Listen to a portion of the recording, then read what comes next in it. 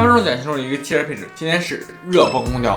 作为10多万纯电车里面最重要的选配功能，热泵空调它是干嘛的呢？首先，顾名思义，热泵空调主要用在冬天的加热场景上。那你可能会说，我以前开油车的时候呢，也有这个空调，它也能加热，这有什么稀奇事儿？但是确实不太一样。首先，油车的空调和我们这种传统的家用空调它不太一样，它会更加像一台冰箱，或者你可以叫它叫做单向空调。就怎么说，只能制冷，不能制热。那它冬天是怎么吹热风呢？主要是依赖于发动机点着火以后，它会产生这种过多的热量，通过一个鼓风机把这些热能全部吹到咱们座舱里面。所以你看，不光是油车，包括增程车，包括混动车，只要你有发动机的车都不太需要这个热泵空调。但是这个纯电车呢，它就没有发动机，也就没有这个热源，它也想吹热风怎么办呢？第一种方式叫做 PTC 加热。什么叫 PTC 呢？你简单理解，它就是一个电吹风，通过热阻丝来加热空气，结构非常的简单。优点就是热风来得快，当时开当时有；缺点就是特别的费电。第二个方式就是我们说的热泵空调。那到底啥是热泵空调呢？其实也没那么玄乎，它就和我们这种家用的空调结构基本上一模一样。你也可以叫它叫做双向空调，是吧？通过压缩机、冷凝器、蒸发器、制冷器等等等这些结构，实现这个内外热量的这个搬运，再通过一个换向阀切换冷凝器和蒸发器的角色，实现制冷或者制热模式的切换。不过你要注意，它本身是不产生热的，它只是一个热量的搬运工。那如果外面特别冷，都已经零下10几度了，它没有多余的热源给你往车内搬，怎么办呢？所以热泵空调一般还会搭配这个 PTC 一起进行供热，就像咱们家用空调它会有个电辅热的模式是一样的。那你说这不是脱裤子放屁是吧？我直接用 PTC 不就好了，还用它搬运什么劲儿？